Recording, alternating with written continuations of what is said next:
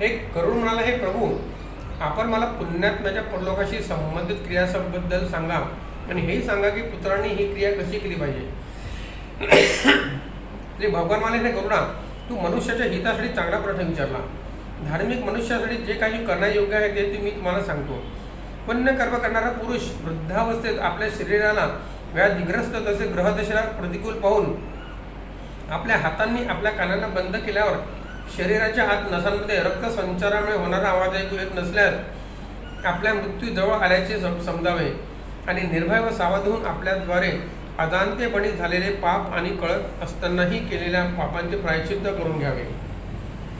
प्राणांताच्या पूर्वी आतुरावस्थेत त्यांनी स्नान करण्यास सुरुवात करावी आणि शालिग्राम रूपातील विष्णूचे पूजन करावे. भगवान विष्णूची पूजा गंध, पुष्प, कुंकू, तुळशीपत्र, धूप, दीप आणि खूप सारे लाडू आदी नैवेद्याद्वारे करावे. ब्राह्मणांना दक्षिणा देऊन त्यांना नैवेद्याचे भोजन द्यावे. त्यानंतर अष्टाक्षर मंत्र म्हणजे ओम नमो नारायणाय करावे आणि त्याच्या नावाचे कीर्तन आपल्या पुत्राच्या तोंडूनही ऐकावे. हरीचे नाव कानात ऐकू आल्याने सुद्धा पापांना नष्ट करते. रोगाचा मृत्यू जवळ आल्यावर त्याच्या बंधू बांधवांनी शोक करू नये.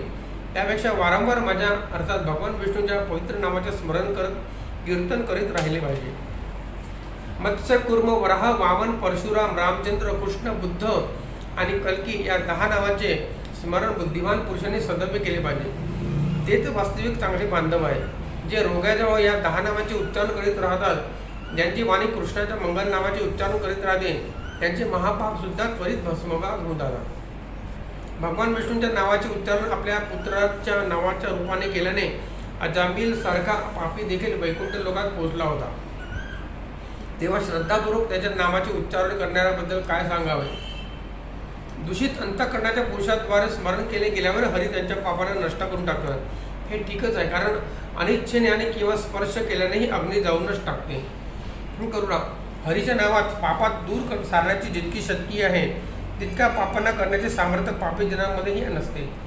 यमाने आपल्या दूतांना सांगून ठेवले आहे की तुम्ही नास्तिक मनुष्यांनाही माझ्याकडे आणा. हरिनामाचे स्मरण करणाऱ्या मनुष्यास माझ्याकडे आणू नका. मी अच्युत, केशव, राम, नारायण, कृष्ण, दामोदर, वासुदेव, हरी, श्रीधर, माधव, गोपिका, वल्लभ आणि जानकी नायक रामचंद्राचे भजन करतो. हे पुंडरीकाक्ष, हे वासुदेव, हे विष्णू, हे धरणीधर, हे अच्युत, हे शंखचक्रपाणी, आपणच माझे शरणदाता व्हावे. हे दूत जे मनुष्य असे म्हणतात त्यांच्यापासून तुम्ही दूरच राहा.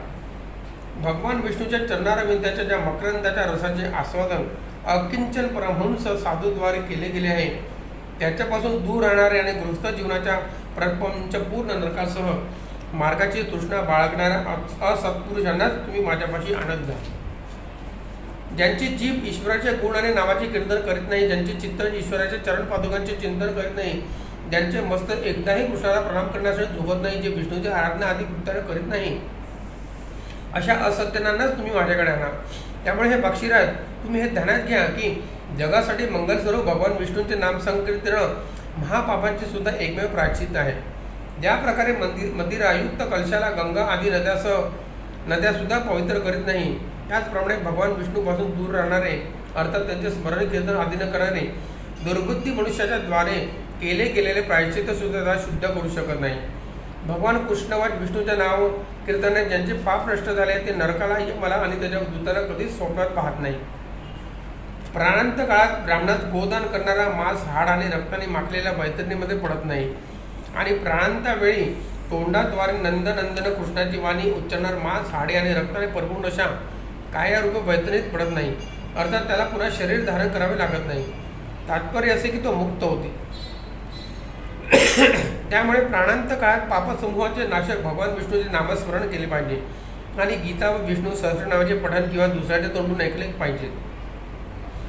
मृत्यूकाळात एकादशीचे व्रत, गीतेचा पाठ, गंगाधराचे प्राशन, तुळशीपत्राचे भक्षण, विष्णू चरणामृत पाठ आणि विष्णूचे नामस्मरण मुक्तीदायक आहे. मरणासन्न मनुष्याने स्नानादी केल्यावर घृत आणि सुवर्णासहित अन्नदानाचा संकल्प करावा आणि वेदपाठी ब्राह्मणास वासरासह दुभत्या गायींचे दान करावे. हे करुणा, मनुष्य प्राणांत काळात जे काही अल्प या व अधिक दान देतो आणि ज्या दानाचे अनुमोदन त्याचा पुत्र करतो ते अक्षय असते. चांगल्या पुत्राने पितेच्या अंत्यसमी त्याच्या हातून सर्व प्रकारचे दान घडविले पाहिजे. याच आतुरदान इत्यादीसाठी या लोकात धर्मज्ञ पुरुष पुत्राची कामना करतात. आतुरावस्थेत अर्ध मिटल्या डोळ्यांनी आणि जमिनीवर पडलेल्या पित्याला पाहून पुत्राने त्याच्याद्वारे पूर्वसंचित धनाची अपेक्षा करू नये.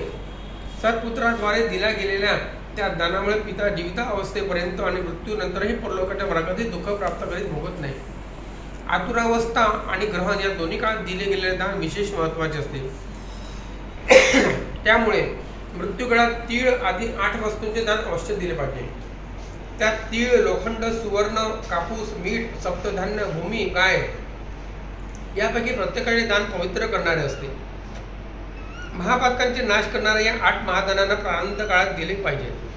आता तुम्ही या दानाचे फळ ऐका. तीळ माझ्या म्हणजे अर्थात भगवान विष्णूच्या शरीरातून उत्पन्न झाले आहे. ते पवित्र असतात आणि 3 भेदामुळे 3 प्रकारचे असतात. भेदाने ते पवित्र असतात आणि 3 प्रकारचे असतात. असुर, दानव आणि दैत्य तिळांच्या दानाने तृप्त होतात. तीळ पांढरे, काळे आणि भुऱ्या रंग भेदामुळे 3 प्रकारचे असतात. त्याचे दान केल्याने वाणी, मन आणि वचनाद्वारे केले गेलेले पापे नष्ट होतात. म्हणजे ती 3 प्रकारचे ना, पांढरा, काळा आणि तांबूस म्हणजे काळ्या कलर, भुरा कलर. लोखंडाचे दान भूमीमध्ये हात ठेवून किंवा हातामध्ये माती घेऊन केले पाहिजे. हे दान देणारा यमराजाचा सीमा प्राप्त करीत नाही आणि यमाच्या मार्गात जात नाही. यमाच्या हातात पापी मनुष्याच्या निग्रहासाठी सर्वनाश, कुऱ्हाड, फरशी, मुसळ, दंड, खडक आणि सुरी यासारखे शस्त्र असतात. लोखंडाचे दान यमाचे आयुधांना संतुष्ट करणारे म्हटले गेले आहे. त्यामुळे यमलोकी सुख देणारे लोखंडाचे दान दिले पाहिजे. दुरण, श्याम, सूत्र, शुडामर्क, उदुंबर, शेषंबल, महादूत लोखंडाच्या दानामुळे सुखप्रद होतात. हे गरुडा, आता तू दानामध्ये सर्वोत्तम दान म्हणजे स्वर्णदान विषयीच्या गोपनीय गोष्टी आहेत. ते दिल्याने भूलोक, भुवरलोक आणि स्वर्गलोकाचे निवासी संतुष्ट होतात. ब्रह्मा आदी देवता, ऋषिगण तसेच धर्मराजाचे सभासद सुवर्णदानाच्या संतुष्ट होऊन अभिष्ट वरदान देतात. त्यामुळे प्रेताच्या उद्धारासाठी सुवर्णाचे दान दिले पाहिजे.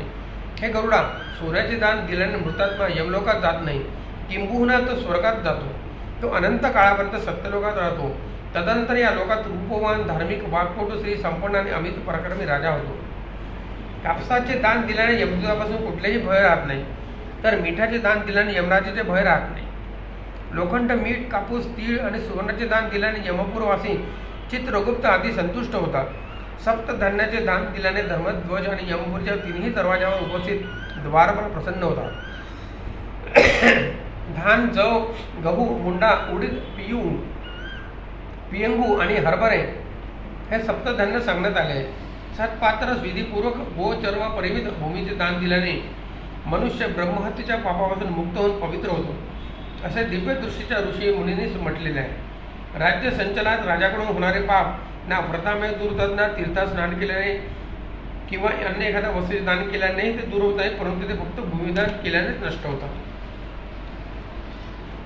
धान्यपूर्ण जमिनीचे दान ब्राह्मणात देणारा मनुष्य देवता आणि असुराद्वारे पूजेला जाऊन इंद्रलोकात जातो.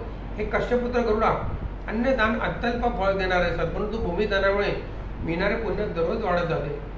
राजा असूनही जी व्यक्ती प्राणात भूमिदान देत नाही, तो पुढील प्रत्येक जन्मात दरिद्री होतो आणि त्याला स्वतःला राहण्यासाठी गावात एक झोपडी देखील प्राप्त होत नाही. राजा होण्याच्या गर्वामुळे भूमिदान न करणारा तोपर्यंत नरकात राहतो, तोपर्यंत शेषनाग धरतीला धारण करून आहे. त्यामुळे राजाने भूमिदान अवश्य करावे. अन्य लोकांसाठी भूमिदानाच्या ठिकाणी मी गोदानाचे विधान केले आहे.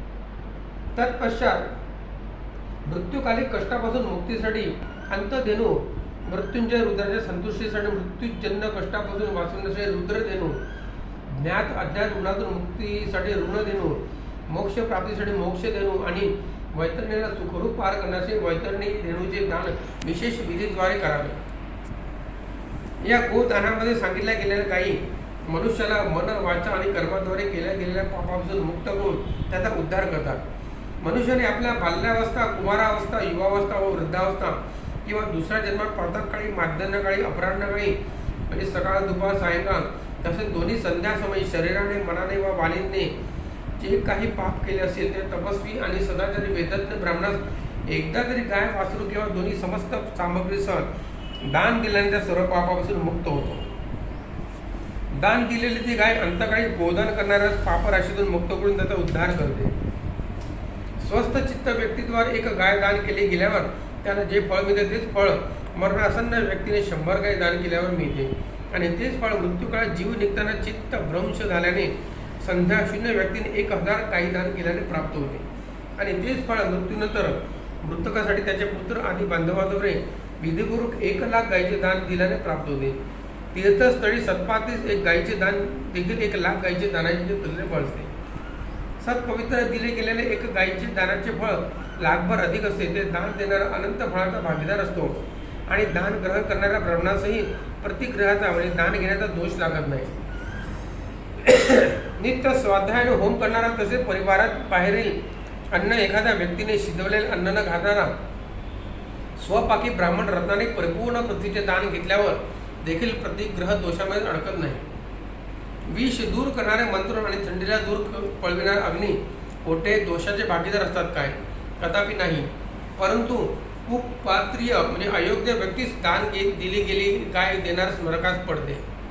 तसेच दान घेणाऱ्या कुपात्र ब्राह्मणासिद्ध गाय त्याच्या कुळातील 101 पिढ्यापर्यंत पुरुषासह नरकात पडते. त्यामुळे आपले भले करून घेण्यास इच्छुक विद्वानांनी अशा कुपात्रीस गोदान करू नये. एका गायीचे दान केवळ एका ब्राह्मणास दिले पाहिजे. अनेक ब्राह्मणांना एक गाय कदापि दान देऊ नये. त्या दान दिलेल्या गायीची जर विक्री किंवा विभाजन केले गेले तर ते देणाऱ्याच्या कुळातील 7 पिढ्यांपर्यंतच्या पुरुषांना दग्ध करून टाकतील. मी अगोदर तुम्हाला ज्या वैतरणी नदीबाबत सांगितले होते तिला पार करण्यास उपाय म्हणून करावयाच्या गोदान विधीबद्दल आता मी तुम्हाला सांगतो. त्यासाठी कृष्ण आणि रक्तवर्ण गायीला अलंकृत करावे. त्या गायीचे शिंग सोन्याचे आणि खुरांना चांदीच्या आभूषणाने मडविलेले असावे. तिला दूध काढण्याचे पात्र कांशाचे म्हणजे कांस्य पात्र असावे. त्याला एक जोडी कृष्णवर्ण म्हणजे काळ्या कपड्याने झाकलेले असावे आणि तिच्या गळ्यात घंटी बांधलेली असावी. तेव्हा जमिनीवर कापूस पसरवून त्यावर वस्त्रासह ताम्रपात्र म्हणजे तांब्याचे गंगाळ ठेवावे आणि त्यावर लोखंडाच्या दंडासमेत स्वर्णनिर्मित यमप्रतिमा आणि दुधपुरीत कांस्य ठेवावे. मग इखाची नाव बनवून तिला रेशमाच्या धागाने बांधावे आणि जमिनीवर एक खड्डा खोदून त्याला पाण्याने भरून त्यावरती नाव ठेवावे. त्यानंतर त्यावर सूर्याच्या देहापासून उत्पन्न झालेली गायीला उभे करून शास्त्रीय विधानात तिचे दान करण्याचा संकल्प सोडावा. ब्राह्मणास आभूषणासह वस्त्राचे दान देऊन गंध अक्षदा आणि पुष्पाद्वारे त्याची पूजा करावी. मग त्या गायीचे शेपूट पकडून त्या नावेत पाय ठेवून आणि ब्राह्मणास आपल्यासमोर उभे करून हे मंत्र म्हणावे. हे जगाचे स्वामी, हे शरणागत वत्सल, आपण भवसागर बुडालेल्यांच्या आणि भवसागराच्या शोक आणि संतापरूपी दुःखजनाचे रक्षक आहात. हे ब्राह्मण श्रेष्ठ, आपण विष्णू स्वरूप आहात. हे भूमिदेव, आपण माझा उद्धार करावा. मी आपणास दक्षिणेसह या वैतरणीचे गायीचे दान दिले आहे. आपणास नमस्कार करतो. महाघोर यममार्गात पडणारा 100 योजन रुंद त्या वैतरणी नदीला पार करण्याच्या इच्छेने मी आपणास ही वैतरणी गाय दान देत आहे. आपणास नमस्कार करतो. हे वैतरणी गाय, तुम्ही यमद्वाराच्या मार्गात पडणाऱ्या वैतरणीला नदीला पार करण्यासाठी माझी प्रतीक्षा करावी. हे वैतरणी गाय, तुम्हाला नमस्कार करतो. माझ्या पुढे गायी असाव्यात, माझ्या मागे सुद्धा गायी असाव्यात, माझ्या हृदयात गायींचे वास्तव्य असावे आणि मी गायींच्या मध्ये निवास करावा. जी लक्ष्मी सर्व प्राण्यांमध्ये उपस्थित आहे, जी लक्ष्मी देव विष्णूमध्ये प्रतिष्ठित आहे, तीच देवी धेनू गाय रूपात अवस्थित होऊन माझ्या पापांचा नाश करो. या मंत्राने प्रार्थना करून हात धरून ते वैतरणी गाय आणि यमाच्या प्रतिमेत प्रदक्षिणा करून त्या दोन्हीही ब्राह्मणास दान करावे. अशा प्रकारे जो मनुष्य विधीपूर्वक वैतरणीचे गायीचे दान करतो तो धर्ममार्गाने धर्मराजा सभेत बसून धर्माच्या सभेत जातो. स्वस्थ शरीर असताना किंवा अस्वस्थ झाल्यावरही गायीच्या दानाचा संकल्प करावा. वैतरणी नदीला पार करण्याची इच्छा असणाऱ्यांनी विद्वान प्रतिग्रहिता सुपात्र ब्राह्मणाला त्या गायीचे दान द्यावे. हे करून वैतरणी गायीचे दान दिल्याने ती नदी यमलोकाच्या महामार्गात येत नाही. त्यामुळे सर्वदा पुण्यकाळ गोदान अवश्य करावे. गंगा आदी तीर्थक्षेत्री ब्राह्मणाच्या निवासस्थळी चंद्रग्रहण आणि सूर्यग्रहणाच्या वेळी, संक्रांतीच्या दिवशी, अमावस्येच्या दिवशी, उत्तरायणातील मकर संक्रांती आणि दक्षिणायनातील कर्क संक्रांतीच्या दिवशी, विषुववृत्ताच्या मेष आणि तूळ संक्रांतीच्या दिवशी, व्यतिपात योगात, अक्षय तृतीया इत्यादी युगादी तिथींमध्ये आणि अन्य पुण्य काळातही उत्तम गोदान केले पाहिजे.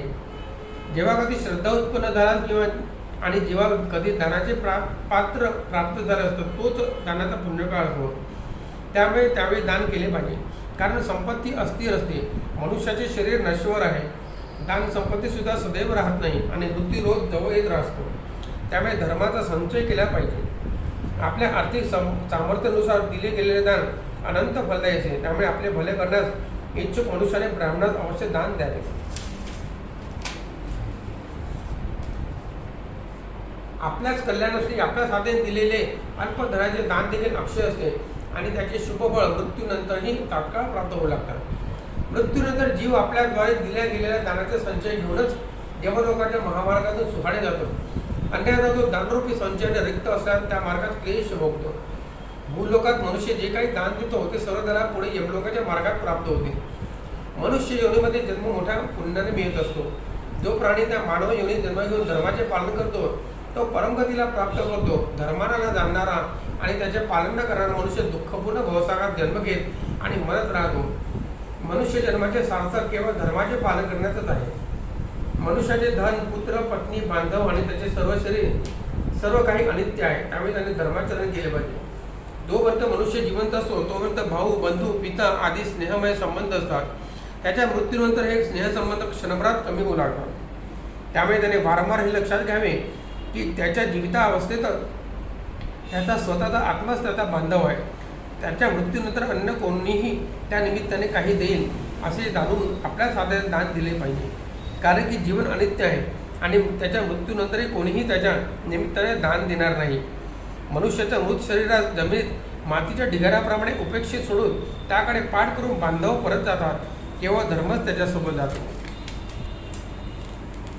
मृत पुरुषाची साथ सोडून त्याची धनसंपत्ती त्याच्याच घरात पडून राहते आणि स्मशानातून त्याचे सर्व बंधू बांधव त्याची साथ सोडून परतून जातात. परंतु त्याच्याद्वारे केले गेलेले शुभ आणि अशुभ कर्मच त्याचे अनुगमन करते, म्हणजे त्याच्यासोबत जाते. मृतकाच्या शरीराला अगदी भस्मसात करून टाकते. केवळ त्याच्याद्वारे केले गेलेले कर्मच त्याच्यासोबत राहतात.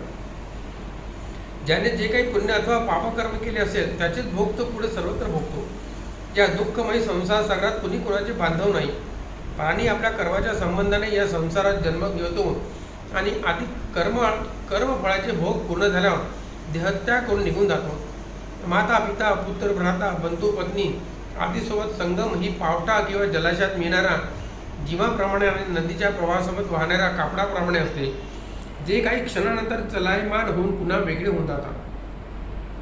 कुणाची पुत्र आणि नातवंड, कुणाची पत्नी अथवा धन या संसारात कुणीही कुणाचे नाही.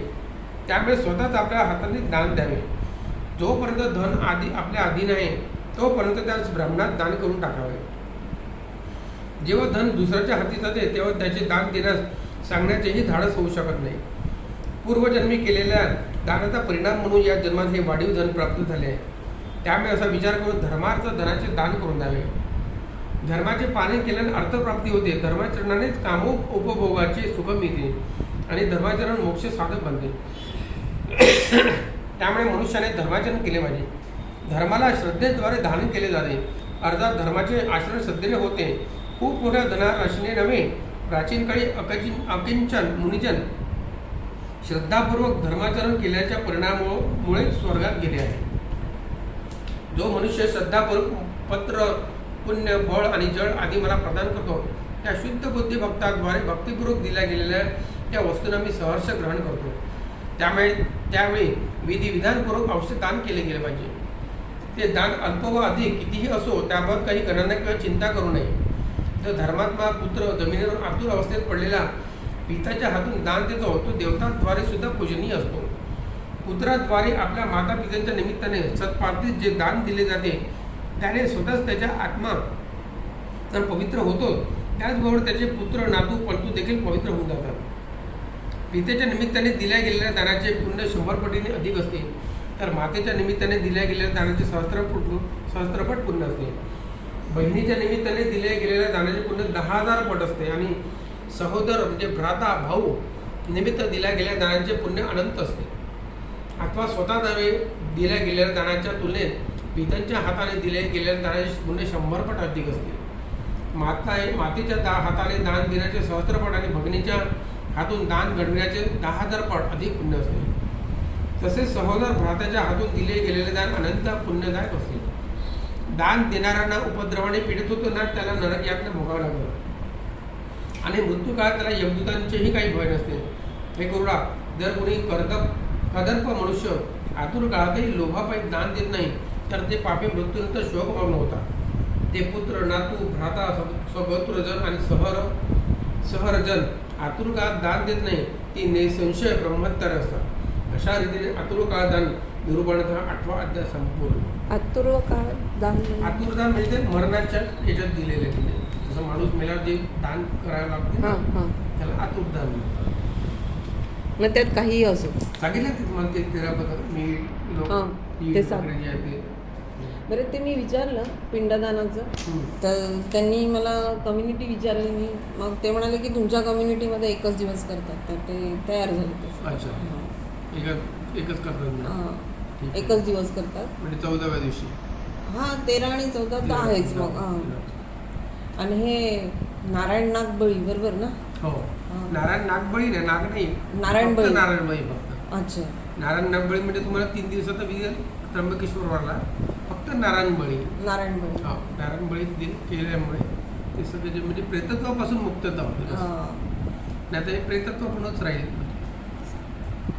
बघते विचारू, मग ते परत मंडळ बसवतात. अच्छा, हा, ते तुमचं पहा कसं काय. आता 9वा अध्याय प्रियमान निरूपणम. श्री गरुड म्हणाले, हे भगवान, आपण आतुरकालीन दान या विषयावर चांगल्या प्रकारे सर्व काही सांगितले. आता मनुष्याच्या प्राणत्यागासमयी जे कृत्य केले पाहिजे त्याच्या संदर्भात सांगावे. श्री भगवान म्हणाले, हे गरुडा, देहत्यागासमयी करण्यायोग्य कृत्यांची विधी आता आहे. या कृत्यांना यथाविधान विधीनुसार करून प्राणत्याग करणारे मनुष्य सद्गतीला प्राप्त करतात. जेव्हा मनुष्य देहधारी पुरुष कर्मवश देहत्याग करू लागतो तेव्हा त्यावेळी त्याने तुळशीच्या रोपाजवळ शिराद्वारे एक मंडल बनवावे व बनवून घ्यावे. त्या मंडलाच्या वर तीळ पसरवून दर्भ कुश अंतरावे आणि त्यावर सफेद श्वेत भवच्या आसनावर शालिग्राम शिला स्थापन करून शालिग्राम शिला पाप दोष आणि भय दूर करते.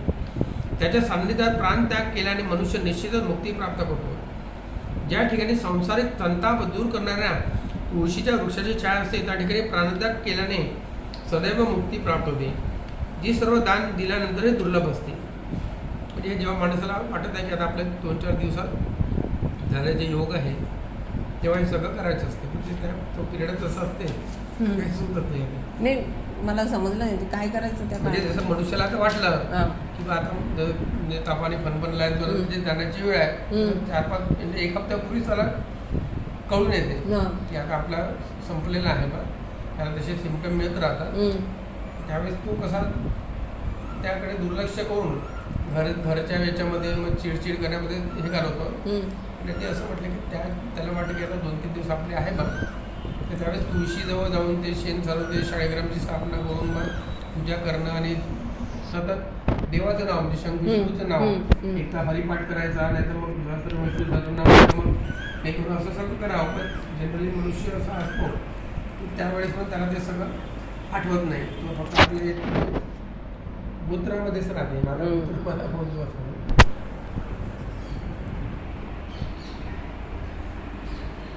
ज्याच्या घरात तुळशीच्या वृंदावनासाठी उपलब्ध असते त्याचे घर तीर्थासमान असते, त्यात यमदूत येत नाही. जो मनुष्य तुळशीच्या मंदिरी धारण करून प्राणत्याग करतो त्याने शेकडो पाप केले असले तरी यम त्याला पाहू शकत नाही. म्हणून जन्मरी ते म्हणून प्रत्येक त्या तोंडामध्ये तुळशीचं पान ठेवतात ना, ठेवतात. तुळशीचे पान तोंडात धारण करून तिळांच्या वर पसरलेल्या कुशावर प्राणत्याग करणारा मनुष्य पुत्रही नसला तरीही त्याला निसंदेह विष्णुलोक प्राप्त होतो. आता इथे तुळशीचं मला खूपच दिसतात तरी पण नाही, जेव्हा मनुष्य मरतो तेव्हा त्याच्या तोंडात म्हणजे त्याचे 2 भाग असतात. एक तर त्याला विष्णुलोक तुळशीचा तोंडात ठेवल्यामुळे तुळशी लोक प्राप्त आणि विष्णुलोक प्राप्त तर होतेच होते. वर जेव्हा मनुष्य मरतो त्यावेळी त्याच्या शरीरात जे काही कृमी कीटक असतात ते बाहेर स्प्रेडअप नाही झाले पाहिजे, म्हणून आपण ते कापसाने आणि तुळशीने ते बंद करतो, बाहेर निघाले नाही पाहिजे. बरोबर. 3ही प्रकारचे तीळ, दर्भ आणि तुळस हे 3ही पवित्र असतात आणि दुर्गतीला प्राप्त करीत नसलेल्या आतुर मनुष्याचाही उद्धार करतात. तीळ हे माझ्या घामापासून उत्पन्न झाले असल्याने तर पवित्र आहे. म्हणजे तीळ हे विष्णूच्या घामापासून उत्पन्न झालेले आहे. आणि जे कुश दर्भ जे असतात, दर्भ माहिती तुम्हाला, पड्याळ म्हणतात त्याला ग्रामीण भाषेत, ते विष्णूच्या केसापासून उत्पन्न झाले. म्हणजे त्याची लागवड नाही करावं लागत त्याला, म्हणजे पेरावं हां, लागत ते बरोबर. नाही, ती आपोआपच येते ते म्हणजे असं एक पान घातलं की मग ते जसे त्याच्यापासून तयार कल्पवृक्ष असते, बरोबर. जसे हम्म. वट, हम्म. पिंपळ, हम्म. औदुंबर आहे, हम्म. स्वतः म्हणजे स्वतः निर्मित आहे हे. आणि त्याला हे बीज ही टाक- झाडं औदुंबर पिंपळ हे आपण स्वतः नाही नाही, हे- उपटायची ना. नाही ते आपलं कल्पवृक्ष आहे ना ते, हां. त्याच्यामुळे त्याला त्याचे पाप लागते, म्हणजे तुम्ही जर झाडं तोडलं तर त्याचं पाप लागते. काल त्यांच्याच्यानी झालं तसं मी म्हणजे लक्ष नव्हतं. हम्म. मी आल्याला लगेच म्हटलं ते करू नका. पण त्याचे भाग आहे दोन्ही, की जसं घरामध्ये पिंपळ नको, हम्म. परत तुम्ही पिंपळ तसं घरातला पिंपळ काढला गेला पाहिजे, हम्म. पण त्याचा विधी आहे, हां, म्हणजे बरोबर. पूजा करून तो काढावा लागतो. बरोबर. पिंपळाची जागा फक्त मंदिर हनुमान, शक्यतो हनुमानाच्या मंदिराजवळ आधी या घराला पिंपळ नव्हते, अच्छा. आता खूप आले, खूपच झाले. तुळशी आणि पिंपळ असे नुसते असे भरभराटीने येतात आता. हम्म. तुळस चांगला आहे, पण पिंपळ नको. पिंपळात पान पिंपळ म्हणजे अधोगतीला हो. असतं त्या पिंपळाचं.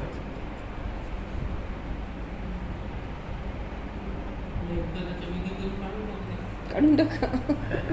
हे तुम्ही राहणारच नाही तिथे. नाही त्यांच्या हातून झालं तसं. माझे ठीक ते- आहे, ते- त्यावेळेस ते- गायत्री मंत्र मंत्र येतो मग तुम्हाला. गायत्री मंत्र येतो ना. शिकून घ्या. गायत्री मंत्र म्हणून थोडंसं रोज एक माळ तुम्ही काही दिवस करा, म्हणजे पापक्षालनासाठी म्हणजे देवाला पण आहे की असं असं झालं पाहिजे हातून, पापक्षालनासाठी म्हणून मी गायत्री मंत्र म्हणत आहे बघा. गायत्री मंत्र हं? बाकी काही एवढंसं करण्याची आवश्यकता नाही. हे गरुड, माझ्या रोमापासून उत्पन्न होणारा कुश माझी विभूती आहे, त्यामुळे मृत्यूकाळात त्याचा केवळ स्पर्श झाल्याने मनुष्य स्वर्गात जातो. कुशाच्या मुळात ब्रह्माचा वास, कुश तेच म्हटलं तुम्हाला, पड्या कुश. कुशाच्या मुळात ब्रह्माचा वास आहे, कुशाच्या मध्यात विष्णूचा वास आणि अग्रभागी शंकर स्थित आहे. अशा प्रकारे तिन्ही देवता कुशामध्ये उपस्थित आहे. त्यामुळे जर आपण जेव्हा ब्राह्मणाला म्हणजे ब्राह्मण कोणी जेवायला जर येत नसेल हम्म. तर आपण कुशाचं ब्राह्मण बसवतो तिथे हम्म. आणि त्याला जेवण घालतो आपण. त्यामुळे कुश, अग्नी, मंत्र, तुळस, विप्राणिका हे सर्व पुन्हा पुन्हा उपयोगात आणल्यानंतरही निर्माल्य अर्थात अशुद्ध होत नाही. म्हणजे तुळशी तर बरंच आहे, तुळस निर्माल्य होत नाही, फुलं निर्माण होतं सगळं होत नाही, पण तुळस झालं किंवा ते दर्भ हे निर्माल्य नसते. पण त्याच्यातही एक्सेप्शन आहे त्याला, की श्राद्धात जर वापरलं तर ते निर्माल्य होतं. अच्छा. बाकी ठिकाणी वापरलं तर निर्माल्य. नाही, म्हणजे तुम्ही निर्माल्य. बेलसुद्धा तुम्ही 3 दिवसापूर्वीचा बेल तुम्हाला जर व्हायचा असला तर तुम्ही तो वाहू शकता, तो निर्माल्यावर नसते बेल, तुळस आणि बेल. परंतु पिंडदानात दिले गेलेले दर्भ प्रेताच्या निमित्ताने भोजन केल्यावर ब्राह्मण नीच कर्म करणारा अथवा निम्नवर्णीय मनुष्याच्या तोंडून उच्चारित मंत्र आणि त्याच्या घरातील गाय तसेच तुळस आणि चित्तेची आग हे सर्व निर्माल्य अर्थात अपवित्र आहे. म्हणजे श्राद्धात जर केला तर शेणाद्वारे सारवलेले आणि कुश अंथरून पवित्र करण्यात आलेल्या भूतलावर आतुरस निजवावे, त्याला अंतरिक्ष म्हणजे अर्थात चौकी पलंग खाट मध्ये ठेवू नये. ब्रह्मा, विष्णू, शिव आणि अन्य सर्व देवता व अग्नी हे सर्व मंडळाच्या वर अधिष्ठित जातात, त्यामुळे त्याचं आवाहन आणि पूजनासाठी मंडळ बनवावं. जी भूमी लेपरहित अर्थात मलमूत्र व खरकडे उष्ट यांच्या डागांनी रहित असेल ती सर्वत्र पवित्र असते, परंतु जी भूमी लेपयुक्त असेल अर्थात जी पूर्वी कधीही सारवलेली गेली नसेल अथवा मलमूत्र वा खरकडी त्याच्या डागाने दूषित असेल ती पुन्हा सारवल्याने शुद्ध होते. राक्षस, विषाचे भूत, प्रेत आणि यमदूत विना सारवलेल्या अशुद्ध भूमीत घाटेत आणि अंतरिक्षात अर्थात भूतलापासून वर आकाशापासूनही दूर अशा अधांतरी अशा ठिकाणी प्रविष्ट होतात. म्हणून मनुष्य जेव्हा मरत होता आपण त्याला जमिनीवर ठेवतो, पलंगावर जे वरती ठेवले त्याला अर्धा येतो, पण राक्षस, भूत, प्रेत त्याला ते त्रास देतात म्हणून जमिनी ठेवायला. त्यामुळे शेणाने सारवलेल्या भूमीवर मंडळाची रचना केल्याविना आतुर मनुष्याकडून अग्निहोत्र, श्राद्ध, ब्राह्मण भोजन आणि त्या देवांचे पूजन करू नये. त्यानंतर आतुर मनुष्यास सारवलेल्या जागेवर निंदवून त्याच्या तोंडात सुवर्ण आणि रत्न टाकावे आणि त्याला शालिग्राम शिळेच्या रूपात उपस्थित भगवान विष्णूचे चरणामृत पाजावे. शालिग्राम शिळेच्या स्पर्शाने पवित्र पाण्याचे जल थेंब जरी तो मनुष्य पिऊन घेतो तो सर्व पापाने मुक्त होऊन वैकुंठ लोकात प्राप्त होतो. तेव्हा त्या आतुरात गंगाजल पाजावे जे महापातकांचा नाश करते आणि सर्व तिथं केले जाणारे स्नान आणि दान यांचे पुण्य प्रदान करते. जो मनुष्य शरीर शुद्धीकारक सहस्र चंद्रायण करतो आणि जो गंगाजल प्राशन करतो ते दोघेही समान रूपात पवित्र असतात. हे करुणा, ज्याप्रमाणे अग्नीशी संपर्क होतात कापसाचा ढीग जळून नष्ट होतो, त्याचप्रमाणे गंगाजलाचे प्राशन करणाऱ्याने पातक राशी भस्मसात होऊन जातात. जो मनुष्य सूर्यकिरणाने तप्त झालेले गंगाजल प्राशन करतो तो सर्व योनीमध्ये जन्म घेण्यापासून मुक्ती मिळून विष्णूचे धाम प्राप्त करतो. अन्य नद्या मनुष्यांना आपल्या पाण्यात स्नान केल्यावरच पवित्र करतात, परंतु गंगा मात्र आपले दर्शन अथवा आपल्या पाण्याचा जलस्पर्श पाण्याने अथवा गंगा नाम कीर्तनाने सुद्धा शेकडो आणि हजारो पुण्याने वा अपवित्र मनुष्यांनाही पवित्र करून टाकते. त्यामुळे संसार सागरातून सुखरूप पहिले तरी पोहोचणाऱ्या त्या गंगेचे जल अवश्य प्राशन करावे.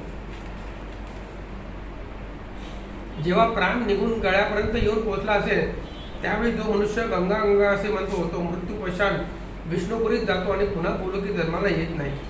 जो मनुष्य प्राण निघतेवेळी श्रद्धाभावाने युक्त होऊन विष्णू मनापासून गंगेचे चिंतन करतो तो सुद्धा परमगती प्राप्त करतो. त्यामुळे गंगेचे ध्यान करून तिला प्रणाम करून तिचे स्मरण करावे आणि तिचे जल प्राशन करावे. त्यानंतर शक्य असेल तेवढे श्रीमद भागवत पुराणातील मोक्षदायिनी कथेला श्रवण करावे.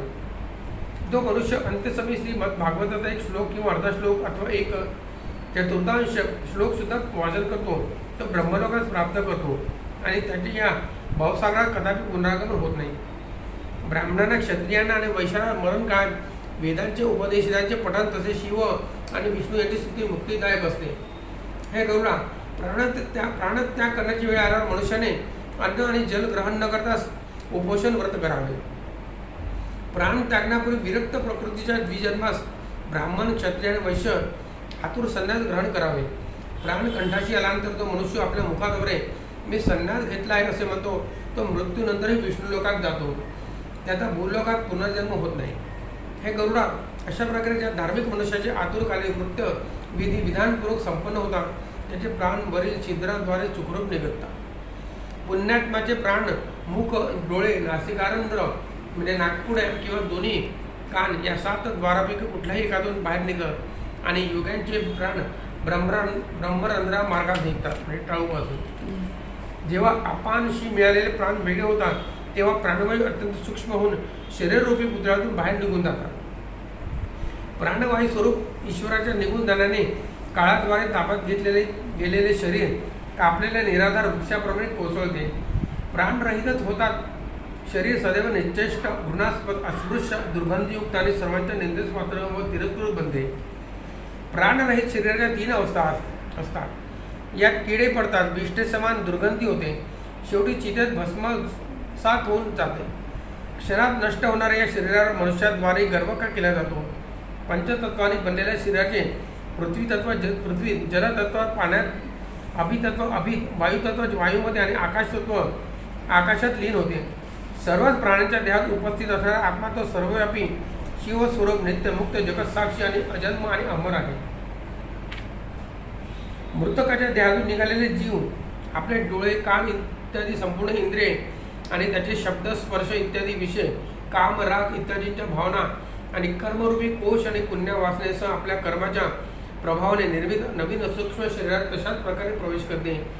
जसे आपले जुने घर जळून गेल्यावर गृहस्थ नवनिर्मित घरात प्रवेश करतो तेव्हा किंकिणीच्या म्हणजे छोट्या छोट्या घटांच्या माळांनी सजविलेल्या विमानास घेऊन सुंदर चामराने सुशोभित देवदूत येतात. ते धर्माच्या तत्वाने जाणारे बुद्धिमान आणि धार्मिक जनाप्रती सदैव स्नेह बागणारे देवदूत विधी विधानपूर्वक आतुरकृत्य करून देह त्यागणाऱ्या मनुष्याचा सूक्ष्म रूपधारी जीवात्मा त्या विमानात बसून स्वर्गात घेऊन जातात. सुंदर दिव्य देहधारी तो महानुभाव पुरुष निर्मळ वस्त्र आणि पुष्पमाळांना धारण करून तसेच सुवर्ण आणि रत्नाने बनविलेला आभूषणाने सुशोभित होऊन आपल्या दानाच्या प्रभावाने देवाद्वारेही सन्मानित होत स्वर्गाला प्राप्त करतो. अशा प्रकारे येथील क्रियमान कृत्य निरूपणाने हा 9वा अध्याय संपूर्ण होतो.